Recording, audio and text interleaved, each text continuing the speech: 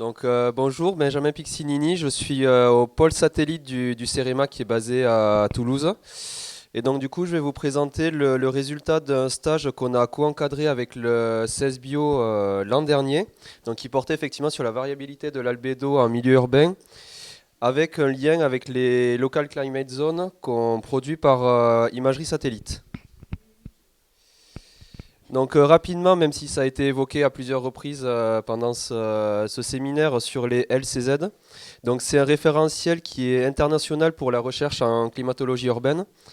Nous au CEREMA, on a développé une méthode qui effectivement se base sur l'imagerie satellite à très haute résolution, donc notamment du Pléiade et du Spot 6-7. C'est une méthode qu'on a développée notamment dans le cadre du projet SCO SAT-LCZ. Là, vous avez une représentation de la carto LCZ qu'on a produit sur Toulouse qui a servi de base pour notre stagiaire sur étude de l'albédo. Ce qu'il faut savoir sur l'albédo, c'est que c'est un des facteurs qui influence le phénomène d'ICU. C'est aussi un des indicateurs de base inclus dans le référentiel des LCZ. Alors par contre, comme on le voit sur ce graphique, c'est un indicateur qui n'est pas forcément très discriminant entre les différentes classes de LCZ. Donc c'est pour ça qu'au début, nous, dans notre méthode, on l'avait mis un petit peu de côté.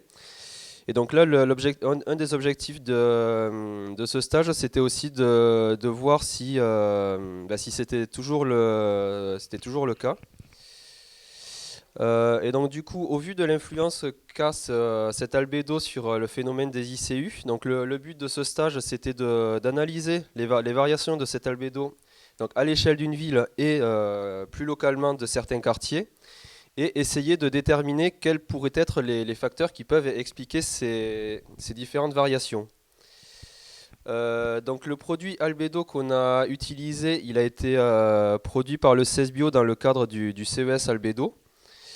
Il est issu d'une combinaison d'images Sentinel-2 qui a différentes longueurs d'onde. Bon, après, je ne vais pas rentrer dans le détail du produit, c'est pas le but aujourd'hui. Donc le produit qui nous a été fourni, c'est un produit récent qui a été produit de façon trimestrielle sur 4 années entre 2018 et 2021. Donc on avait à disposition deux albédos spectraux avec les bandes B4 et B8A et un albédo solaire qui était la combinaison des deux précédents albédos spectraux. Donc le territoire d'étude, comme je le disais, c'était la ville de Toulouse. Voilà.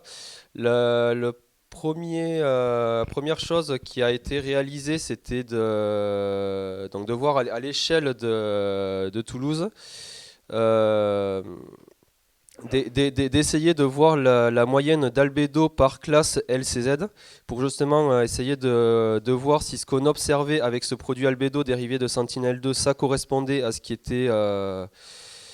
était défini dans la biblio de Stewart et Hawke qui ont développé cette méthode LCZ. Et donc du coup, ce qu'on observe globalement, c'est que ça respecte à peu près les observations. Donc mis à part pour les classes 7 et 10, mais parce qu'elles n'étaient pas présentes sur notre territoire d'étude. Donc là, du coup, on a essayé de faire une analyse de la variation saisonnière de l'albédo, donc avec les 16 albédos qu'on avait à disposition sur les 4 années et sur les 4 saisons, les 4 trimestres. Donc, faut pas tenir compte de l'albédo de l'hiver 2020 parce que on a été confronté à une image corrompue. Donc déjà, ce qu'on peut observer assez rapidement sur cette illustration, c'est que l'albédo au printemps est légèrement plus élevé que l'albédo en hiver. Donc au printemps, c'est là où on observe la valeur d'albédo la plus importante. En hiver, c'est là où elle est la moins importante. Donc on a posé comme hypothèse qu'il pouvait y avoir une influence de la végétation et aussi un impact de l'incidence solaire. Donc ils ne sont pas les mêmes entre les saisons. Donc ensuite, on a poussé l'analyse un peu plus finement en s'intéressant à des îlots, à des quartiers spécifiques dans Toulouse. Donc on a pris 4 îlots urbains, donc qui sont le centre-ville de Toulouse, un îlot périurbain qui correspond au quartier des Minimes, et 3 îlots végétalisés du côté de Pêche-David et de l'Oncopole, pour ceux qui connaissent. Donc sur les 4 îlots urbains, on s'est rendu compte en comparant avec l'occupation du sol qu'on produit pareil à partir d'imagerie à très haute résolution Pléiade, qu'on a des îlots qui sont relativement similaires en termes d'occupation du sol, donc majoritairement minéralisés, donc à plus de 80%. Donc on a très peu de végétation et après des sols nus et des surfaces en eau qui sont anecdotiques. Donc là, on s'est intéressé à la variation saisonnière de l'albédo sur ces différents quartiers. Et donc là, ce qu'on observe, c'est la même chose qu'on observait à l'échelle globale de Toulouse. C'est une variation similaire, c'est-à-dire un albédo plus élevé au printemps et à l'été qu'en hiver.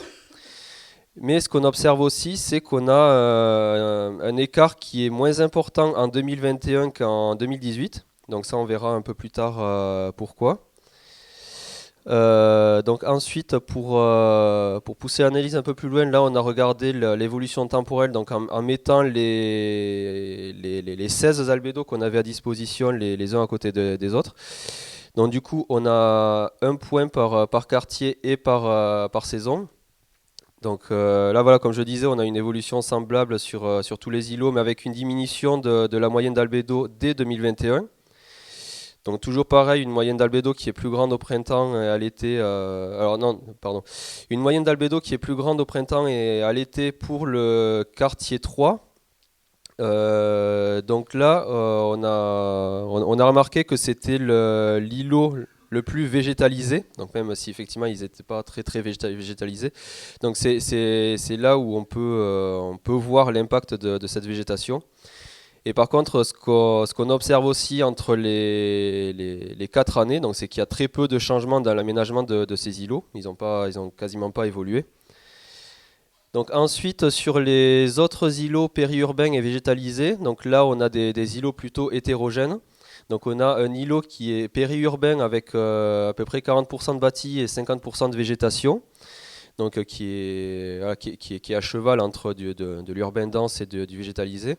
Et ensuite, sur les 3 îlots végétalisés, on a un îlot de végétation dense, donc qui correspond au Q15 ici.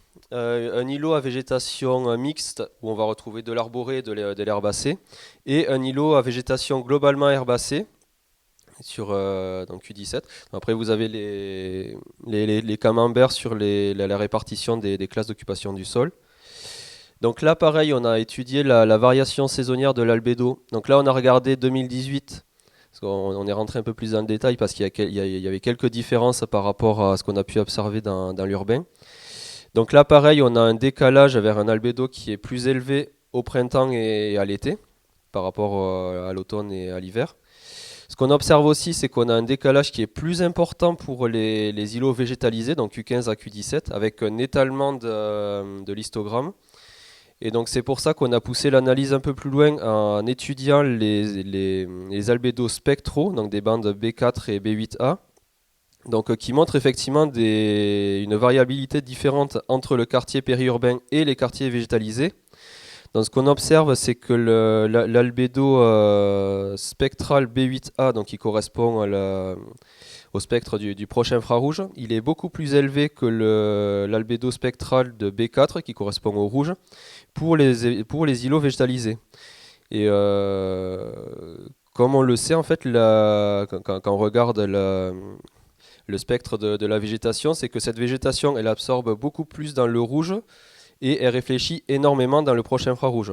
Donc c'est là aussi qu'on a pu venir valider cette hypothèse de l'impact de la végétation sur la variabilité de l'albédo.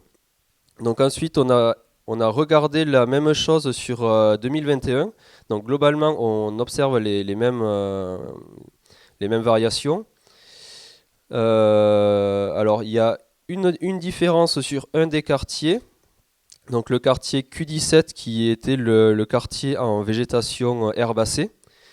Donc du coup, on observe un albédo qui est beaucoup plus faible en 2021. Voilà, on a un décalage vers des valeurs d'albédo plus faibles. Et donc, on s'est aperçu que cette différence qu'on observait, en fait, elle était due au changement de la nature du sol qui est intervenu sur ce quartier. Et donc on le réobserve ici aussi. Là, du coup, on a analysé directement les quatre années. Donc, on observe toujours des tendances similaires entre 14 et les îlots 14 et 16. Donc, effectivement, après, comme je disais, sur le quartier Q17, donc, qui était à l'origine l'îlot de végétation herbacée, en fait, en 2020, il y a eu la construction d'une centrale photovoltaïque. Et donc, c'est ce qui explique en fait le fait que l'albédo, d'un coup, il est drastiquement diminué. Parce que du coup, on n'a plus la même la même nature du sol. Donc ensuite, pour revenir plus spécifiquement sur les albédos, là, on a pris chaque classe de LCZ qu'on avait sur notre territoire d'étude. Et en fait, on a calculé l'albédo moyen par saison et par année dont on disposait des données. Donc là, c'est la représentation pour 2018. Et donc du coup, ce qu'on observe, donc comme toujours, c'est qu'on a un albédo printemps-été qui est beaucoup plus élevé que l'albédo automne-hiver. Et ensuite aussi, ce qu'on observe, c'est au niveau de l'écart des valeurs. Donc entre automne-hiver ici et entre été-printemps ici. Non, pardon. Voilà, on n'a pas les mêmes écarts entre les deux couples de saisons, si je peux les appeler comme ça. Et donc c'est là aussi où on peut voir que potentiellement il y a l'influence conjointe à la fois de l'incidence solaire qui est liée à la saisonnalité et le changement de classe qui est lié pour le coup à la densité des différents objets qu'on peut observer. Donc différents objets, le bâti, la végétation. Donc ensuite on a fait la même chose mais en comparant, donc toujours pareil entre 2018 et 2021. Donc là, voilà, ce qu'on observe au premier coup d'œil, c'est que on va dire que les écarts d'albédo sont beaucoup plus réduits en 2021 qu'en 2018. Et donc là, en fait, c'est lié directement à la climatologie, parce qu'en poussant l'analyse, ben en fait, l'année 2021 était beaucoup plus sèche que l'année 2018. Et donc du coup, il y avait forcément moins de végétation, ou du moins une végétation moins active. Donc c'est là aussi où ça vient conforter l'idée de l'impact de la végétation sur la variabilité de cet albédo. Donc du coup, pour conclure, ce qu'on a observé, c'est que les valeurs d'albédo qu'on obtient à partir du satellite Sentinel-2, elles sont cohérentes avec celles de la méthode qui a été développée par Stewart et Hawk. Donc sur les îlots avec une classe LCZ qui est majoritairement urbaine, donc les quatre premiers îlots, on a quelques variations saisonnières, donc effectivement hormis le cas où on a de la végétation un peu plus importante. On a aussi du coup des variations interannuelles. Donc sur les îlots végétalisés, on a des valeurs d'albédo qui sont plus fortes, donc voilà, qui est liée aux propriétés de réflexion de la végétation dans le proche infrarouge notamment. Et sur l'îlot périurbain, comme on s'y attendait, on a quelque chose d'entre deux. Donc après, il y a aussi le cas particulier de l'îlot 17, donc l'îlot végétation herbacée, où on a du coup observé le fort impact que peut avoir un changement d'occupation du sol au regard du signal d'albédo. Et le fait aussi qu'il est nécessaire d'étudier cette évolution de l'albédo avec des images visibles pour comprendre dessous pourquoi on observe telle ou telle variation.